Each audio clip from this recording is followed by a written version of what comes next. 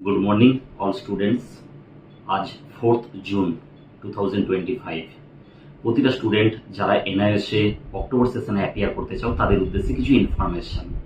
যারা এনআইএস বোর্ডে অক্টোবর সেশনে পরীক্ষা দিতে চলেছে, অর্থাৎ যারা অলরেডি রেজিস্টার, তাদেরকে ইমিডিয়েট ইনফর্ম করছি যে তোমরা তোমাদের টিএমএটাকে তাড়াতাড়ি রেডি করতে হবে।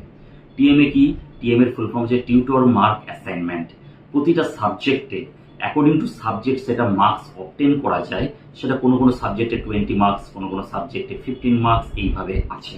সেগুলোর জন্য যথাসময়ে 6টা করে কোশ্চেন আছে, সেই কোশ্চেনগুলো রেডি করতে হবে। রেডি করে সেটাকে সিস্টেম ওয়াইজ সেটাকে আপলোড করতে হবে এবং সেটাকে ইভ্যালুয়েট করার পর সেখান থেকে আউট অফ 20 যেমন তুমি লিখবে বা যেমন তুমি পারফর্ম করবে সেখানে 17-18 মার্কস আসবে। এটা কি করে না, এটা মেন মার্কসের সঙ্গে ওয়েটেজটাকে বাড়ায়। আউট অফ 80 যদি আমি বলে থাকি একটা থিওরি সাবজেক্ট, সেখানে 20 মার্কস প্র্যাকটিক্যাল আছে, 80 আছে থিওরি।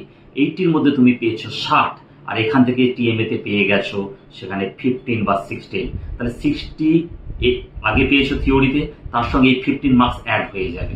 অ্যাড হয়ে আর প্র্যাকটিক্যাল মার্কসটা অ্যাড হয়ে টোটাল পার্সেন্টেজ অফ মার্কস আসবে, যেটা তোমার হায়ার স্টাডিজের ক্ষেত্রে এটা হেল্প করবে। এটা হলো first information. Second information, exam fees submission চলছে অক্টোবর সেশনের জন্য। যারা যারা এখনো এক্সাম ফিস সাবমিশন করনি তারা ইমিডিয়েট এক্সাম ফিস সাবমিট করার জন্য চেষ্টা করো।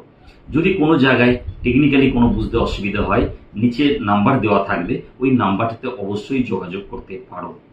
নাম্বার থার্ড, আমরা যে এক্সামটা দেব সেই এক্সামটা কি সবই একবারে দিতে পারি, না পার্ট অ্যাডমিশন করিয়ে পার্টের মতো করে দিতে পারি?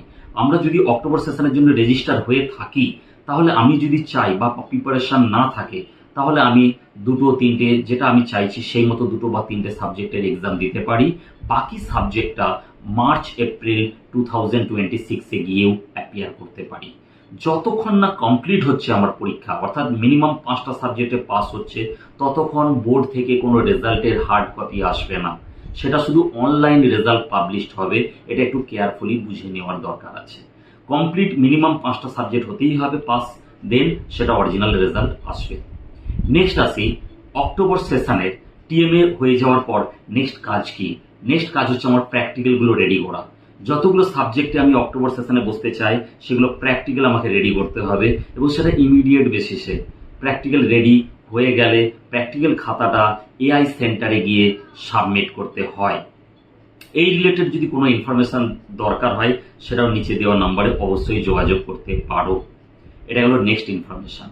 এছাড়াও অ্যানাদার একটা ইনফরমেশন সবার উদ্দেশ্যে দিয়ে রাখি, যদি কোনো স্টুডেন্ট প্রিভিয়াস কোনো board, that means CBSE, ICSE বা আদার্স বোর্ডে, ওয়েস্ট বেঙ্গল বোর্ড অ্যান্ড আদার্সে যদি অ্যাপিয়ার হয়ে থাকে but not clear, say pass করতে পারেনি, তাদের জন্য এখনো অপশান আছে।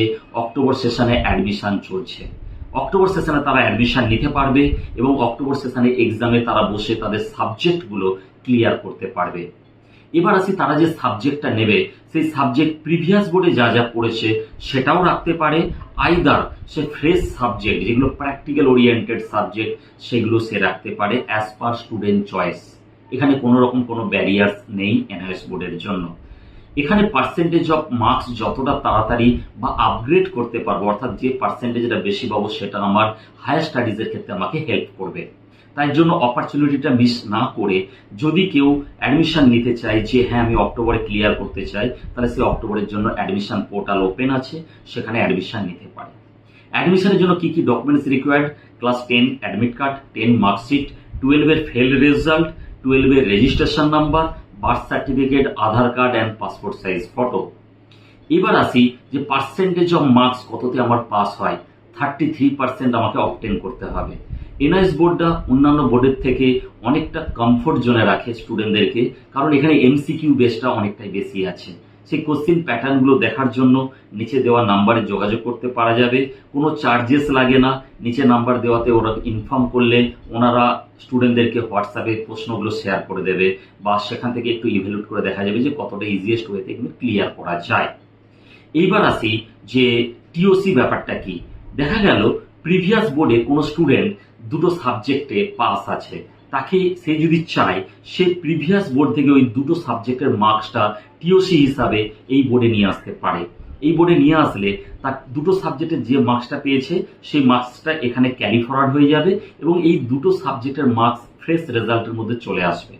তার জন্য প্রিভিয়াস বোর্ডের ফেলড রেজাল্ট অরিজিনালটা রিজিওনাল সেন্টারে সাবমিট করতে হবে। অর্থাৎ আমি কলকাতায় বিলং করছি, কলকাতার আরসি সেন্টার হচ্ছে করুণাময়ী, সেখানে রিজিওনাল সেন্টারে গিয়ে ওটা সাবমিট করা, বাই পোস্ট বা ফিজিক্যালি গিয়ে সাবমিট করলে ওই দুটো সাবজেক্টের মার্কসটা এখানে ক্যারি ফরওয়ার্ড হয়ে যাবে। এই ইনফরমেশনগুলো দেওয়ার জন্য আজকের ছোট্ট ভিডিওটা, এটা অবশ্যই সবাই ফলো করো এবং পড়াশোনা সংক্রান্ত কোনো কোয়ারিজ থাকলে নিচে দেওয়া নম্বরে যোগাযোগ করতে পারো। এভরিডে স্টাডি করো বা এখানে মক টেস্টগুলো অ্যাটেন্ড করতে পারো, যেটা এভরি স্যাটারডে হয়ে থাকে 2:30 থেকে 5:30-র মধ্যে।